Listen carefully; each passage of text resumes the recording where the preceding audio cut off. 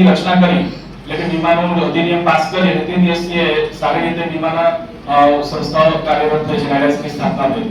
પણ પહેલા શું હતું અને વીમો કેવી રીતે ઉદ્ભવ થયો?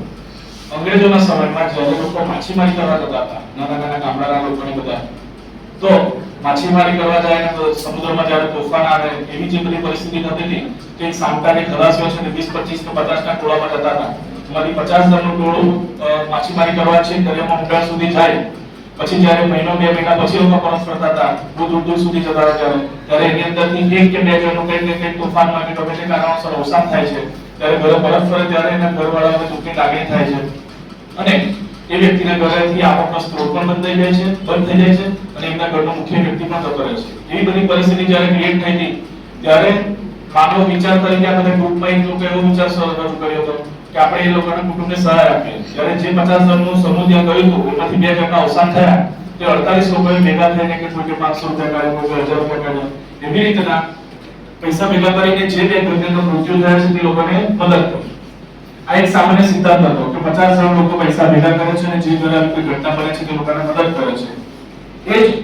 એ પ્રસંગને અનુલક્ષીને ધીરે આ ગ્રુપ પ્રભુ થયું. 50 જણ લોકોએ સમજણ આપી કે સારું વસ્તુ સારી કહેવાય કે જે વ્યક્તિના ઘરમાં અવસાન થાય છે, એવા સંજોગો બને છે, તેને પેલા ગ્રુપ વાળા લોકો મદદ કરે છે.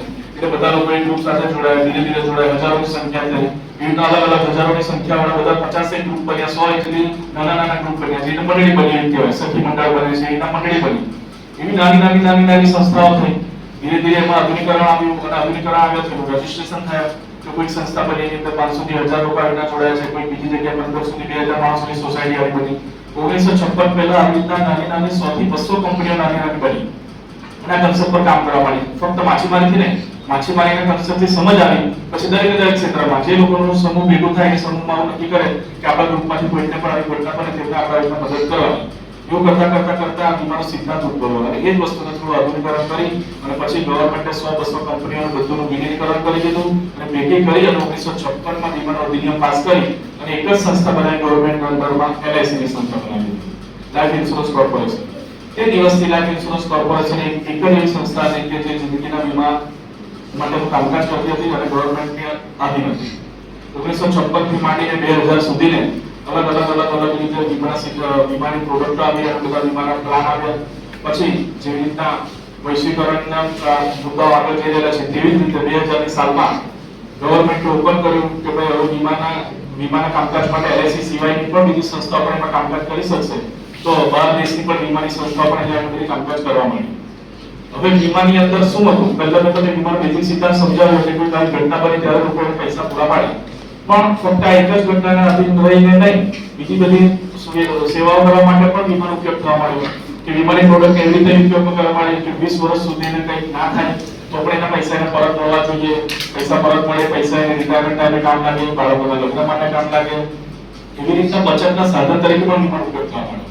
એટલે વીમો એટલે શું? વીમો એટલે એક બેઝિક કરાર છે તમારી કંપની જોડે. એક એક્ઝામ્પલ કે રમેશભાઈ પટેલના નામનો ઇન્સ્યોરન્સ રમેશભાઈ પટેલ વ્યક્તિ કંપની સાથે એવો કરાર કરે છે કે હું અત્યારે હયાત છું તો હું તમારી પાસે કેટલું પ્રીમિયમ, કેટલી રકમ ભરું તો મારી ગેરહાજરીમાં તમે લોકો મારા ફેમિલીને 10 લાખ રૂપિયા, 25 લાખ રૂપિયા પ્રોવાઈડ કરશો. એટલે કંપની તમને એવો સવાલ પૂછશે કે ઓકે રમેશભાઈ, તમારી ઉંમર કેટલી છે તે બોલો. તો રમેશભાઈ છે તમારી ઉંમર 40 વર્ષ છે, તમે કેટલા વર્ષ સુધીના હું રિસ્ક કરો. સમાજના વ્યક્તિ હાજર હશે તો બધા કેમ છો લાલાભાઈ કહેવાવાળા વ્યક્તિઓ મળે છે. પણ જ્યારે કુટુંબના મેઇન વ્યક્તિ કે જેના આધારે કુટુંબ ચાલે છે એ વ્યક્તિનું અકાળે અવસાન થાય તે ટાઈમે જો એની વીમાની બચત કરેલી હોય અને એ વીમાની બચત દ્વારા એને આર્થિક સહાય LIC દ્વારા આપવામાં આવે છે તો એ LIC દ્વારા રકમ જે મળે છે એનાથી વિધવા બેન આત્મનિર્ભર બનીને એનું સમાનભેર આખી જિંદગી જીવી શકે છે. બધી રકમ LIC પૂરી નથી કરતી પણ LIC કુટુંબને આર્થિક મદદ કરવાનું એક થોડી ઘણી મદદ કરે છે. યોગેક્ષમ બહાર એટલે કુટુંબને એક થોડી ઘણી પૂરક આવક ઊભી કરવા માટેનું એક LIC. હવે આ કામ કરવા માટે ડાયરેક્ટ કોઈને વીમો સમજાવવા માટે કોણ જશે? તો સરકારે LIC એજન્ટ તરીકેની નિમણૂક કરી. LIC એજન્ટ તરીકેની નિમણૂક કરી તો એની અંદર એલઆઈસી એજન્ટને કમિશન આપવામાં આવે છે કે ભાઈ તમે સમજાવશો અને આ પ્રમાણેની કામગીરી કરશો તો એલઆઈસી દ્વારા તમને અમુક પર્સન્ટેજ કમિશન આપવામાં આવશે. એ કમિશનમાં ગ્રાહકને કોઈ નુકસાન નથી, પણ એલઆઈસી દ્વારા એને એજન્ટને એની મહેનતના વળતર તરીકે કમિશન આપવામાં આવે છે. તો આ એક વ્યવસાય હું કેવી રીતે પ્રવેશ કર્યો એને એક એક્ઝામ્પલ આપવા માંગુ છું. સાહેબે એ રીતે ખાસ વાત કરું, પ્રજાપતિ સાહેબ મારા જીવનની કારકિર્દીની શરૂઆતમાં એ મારા એક ગ્રાહક બનેલા અને તે ટાઈમે સાહેબે ખરેખર ઉમરલા હાઈસ્કૂલની અંદર તો સંપૂર્ણ સહકાર આપીને મને પ્રોત્સાહિત કર્યો તે સાહેબનો હું આજે પણ ઋણ અદા કરું છું. આભાર. તો મારી મૂળ વાત કરું તો મારું મૂળ વતન દાદા ગામ છે, આમોદ તાલુકાનું. જયંતિભાઈ પટેલ નામ.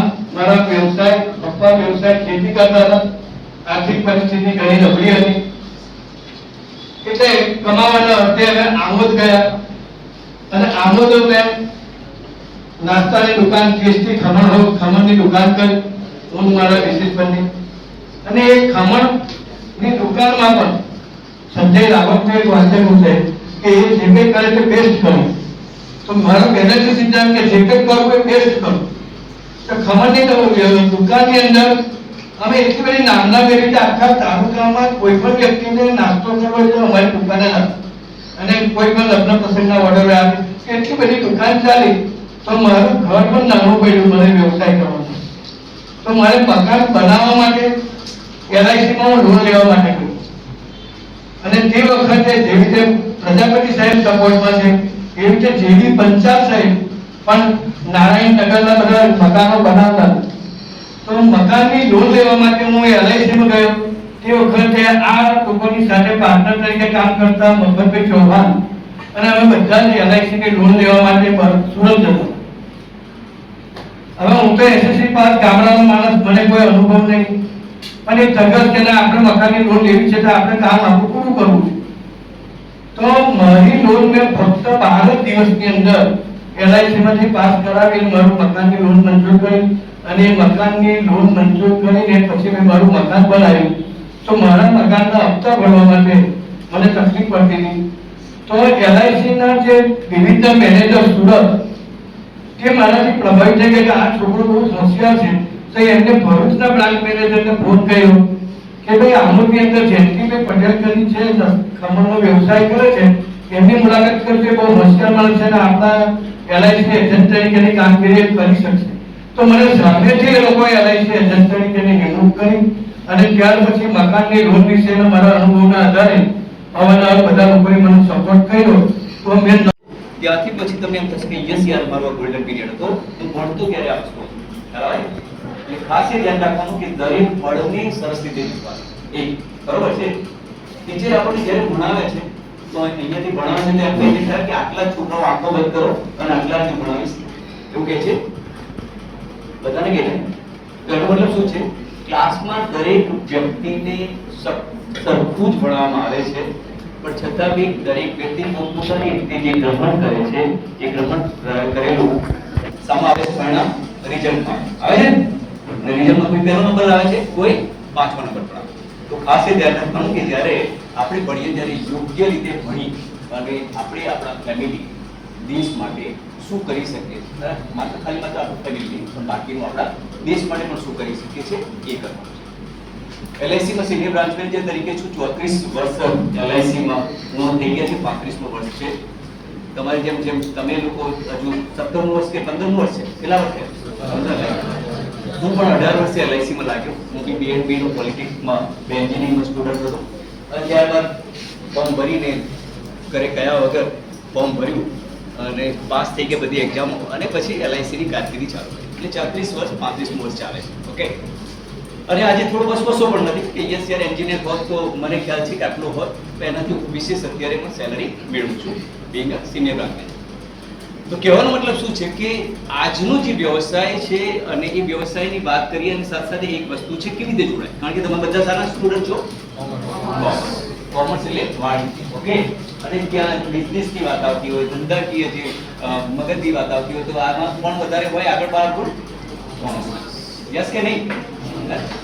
તો હવે એની અંદર શું છે કે વીમાની જે વાત કરી એની ઉપર જો હું આવું તો LIC ની જે સ્થાપના થઈ 1956 બરાબર, પણ LIC માં 1818 થી જ ભારત દેશમાં 1818 માં જ અંગ્રેજોએ ઇન્સ્યોરન્સની સ્થાપના કરી.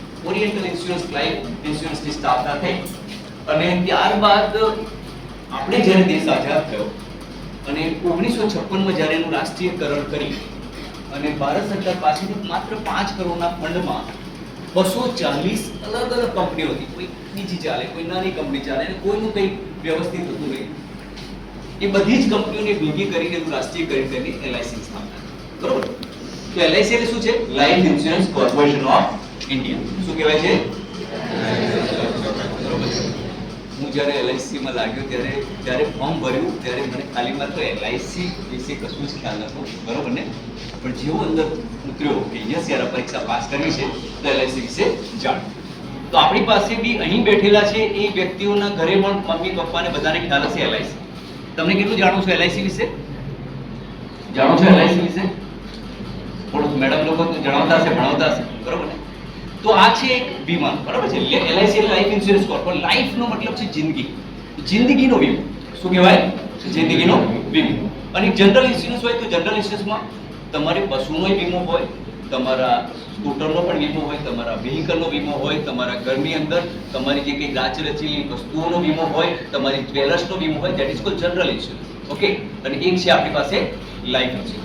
તો જ્યારે 1956 માં 5 કરોડમાં આ જે સંસ્થાનું રાષ્ટ્રીયકરણ કરીને એક LIC ની જે સ્થાપના થઈ, ત્યારબાદ આજનો જે ઇતિહાસ જોઈએ છે કે જે સંસ્થાની અંદર 14.5 લાખથી વધારે એજન્ટો કાર્યરત છે. જેમ સર છે એ રીતે 14.5 લાખ એજન્ટો કામ કરી રહ્યા છે. આ સંસ્થા ખાલી માત્ર એક સંસ્થા કે જેમાં તમારું માત્ર એવું નથી કે રિસ્ક કવર કરીને તમને પૈસા જે તે વ્યક્તિને કંઈક ને કંઈક અઘટિત બનાવવામાં આપે છે, પણ આ દેશને ચલાવે છે. શું કહેવાનું? LIC શું ચલાવે છે? દેશ ચલાવે છે. બરોબર છે? એક 5 વર્ષીય યોજનામાં તમે જો 65,000 કરોડ, 44,000 કરોડ, 50,000 કરોડ ની LIC એ ઇન્વેસ્ટમેન્ટ કરેલું છે. ઓકે? આપણા ઘરમાં જે નળમાં પાણી આવે છે ને એ પણ LIC થતી છે. For your information. શું છે? વીજળી કે ઘરમાં જે કંઈ પાણી આવે છે દરેક નગરપાલિકા કે ગ્રામ પંચાયતમાં દરેક જગ્યાએ LIC નો જ ફાળો પહેલો. એટલે આપ સમજી શકશો કે દેશના વિકાસમાં LIC શું છે. LIC ઘરની અંદર LIC છે. નો ડાઉટ તમે LIC લીધી ના હોય છતાં બી જ્યારે બી નળ ચાલુ કરી અને પાણી આવતું તમને એમ થાય કે યસ યાર આ LIC થકી છે. સૌથી મહત્વની વસ્તુ છે કે હમણાં એક છેલ્લો સર્વેક્ષણ છેલ્લું રેકોર્ડ આવ્યો એની અંદર LIC ઓલ વર્લ્ડમાં બીજા નંબરે આવી. બરોબર છે? ત્રીજા નંબરે હતી એની જગ્યાએ અત્યારે ગયા આવી ગઈ બીજા. પહેલો નંબર છે ચાઇના અને આપણો નંબર બીજો છે જ્યાં ઇન્સ્યોરન્સની વાત આવે છે. LIC બ્રાન્ડ એટલી મોટી છે કે માત્ર LIC ના નામથી જ એજન્ટોની 50% કામ કરવાનું જરૂર પડતી નથી. ખાલી માત્ર નામ લીધું LIC એટલે લોકો પહેલા LIC લઈ લે. બરોબર? આપણે ઘરે બધા છે ને ટૂથપેસ્ટ વાપરીએ છીએ. બરોબર? કોઈ શું વાપરે છે? સેન્સોડાઇન, કોઈ વાપરે છે કોલગેટ, કોઈ વાપરે છે ક્લોઝઅપ. બરોબર ને? પણ છતાં બી જો લોકો શું વાત કરતા હતા ઘરે કોલગેટ અથવા શું કહે છે શું કહેવાય કોલગેટ કરી આપે છે કોલગેટ. એવી રીતે જ્યારે LIC હોય તો શું કહીએ છીએ આપણે? વીમો નથી કહેતા, ઇન્સ્યોરન્સ નથી કહેતા. ઇન્સ્યોરન્સ બોલતા હતા શું કરે છે? LIC કી આપની. શું કહેવાય છે? LIC. એટલે LIC પોતે એક બ્રાન્ડ છે. ઓકે? LIC ખાલી માત્ર ભારત દેશમાં નથી. બરોબર ને? LIC છે UK માં, ફિજીમાં છે, નેપાળમાં છે, શ્રીલંકામાં છે, બાંગ્લાદેશમાં છે, મોરિશિયસમાં છે. તો અલગ અલગ જે સબસિડિયરી છે ને 7 બીજા દેશોમાં પણ છે કે જ્યાં આપણા જ વ્યક્તિઓ ત્યાં ગયેલી છે અથવા ત્યાંથી પણ લોકો LIC નો વીમો લઈ શકે છે. બરોબર છે? તો LIC માં સૌથી પહેલો જે પ્રશ્ન હતો એ મેં જાણવા માટે મને લાગે છે કે તમને ખ્યાલ હોવો જોઈએ કે વીમો શું છે. બરોબર ને? વીમો શું છે? એક રક્ષણનું સાધન છે. સાધન છે કે નહીં? રિસ્ક. બરોબર ને?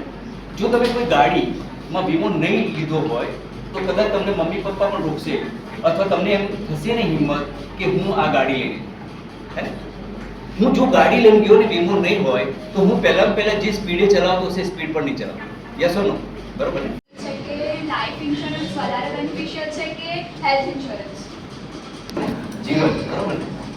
અને હેલ્થ ઇન્સ્યોરન્સ છે કે હેલ્થ રિલેટેડ ઓકે કોઈ પણ ઇશ્યુ આવે હેલ્થ ઇન્સ્યોરન્સમાં શું છે કે ઓકે એનું જીવન વીમો છે જો મને કોઈ પણ રીતે કુદરતી પણ મૃત્યુ થયું અથવા તો મને અકસ્માતથી મૃત્યુ થયું તો એ વખતે લાઈફ ઇન્સ્યોરન્સ કામ આવે ઓકે પણ જો હું બીમાર થઈ તો એ કોણ ધ્યાન રાખશે હેલ્થ ઇન્સ્યોરન્સ ઓકે એટલે હેલ્થ ઇન્સ્યોરન્સનો લાભ લેવા માટે બીમાર થવું પડે બરોબર ને અને આપણી ગણતરી એવી હોય કે ઓકે એ પર્ટિક્યુલર કોઈ એક રોગ માટે કે કમસે કમ 20-25 રોગોનું અલગ અલગ લિસ્ટ છે તો એની અંદર કોઈ જગ્યાએ બીમાર થઈ ગયું બરોબર ને અને હેલ્થ ઇન્સ્યોરન્સ આપણને શું કરે ફાયદો કે સપોઝ મેં હેલ્થ ઇન્સ્યોરન્સ લીધો છે તો એ કંપની ધારો કે મારે કંઈક એડમિટ થવાનું છે તો એ કેશ બેનિફિટ આપશે હોસ્પિટલ કેશ બેનિફિટ આપશે હું જે જગ્યાએ એડમિટ થઈ તો એ કરશે કદાચ મારે કંઈક ઘરથી આવવાનું હશે તો એમ્બ્યુલન્સ પડશે તો એ બધા જે ખર્ચા છે એ પૂર્ણ કરશે એનો મતલબ શું થયો કે જો હું બીમાર થાઉં તો એના જે ખર્ચા છે એ પૂર્ણ કરવા માટે હેલ્થ ઇન્સ્યોરન્સ છે બરોબર છે પણ જો હું હેલ્થ બીમાર થયા પછી જો મૃત્યુ પામીશ તો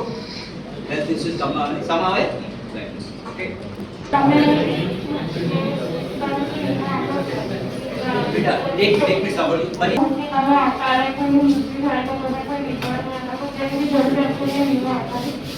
તો માનો કે કોઈ ગરીબ ઘરનું વ્યક્તિ હવે એટલું પૈસા કમાય કે પોતાનું પૂરું કાઢી શકે તો એને કેવી રીતે વીમો કરવી કરવાની આધારથી કાં તો કોઈ વીમો કરવી એવું કરી શકે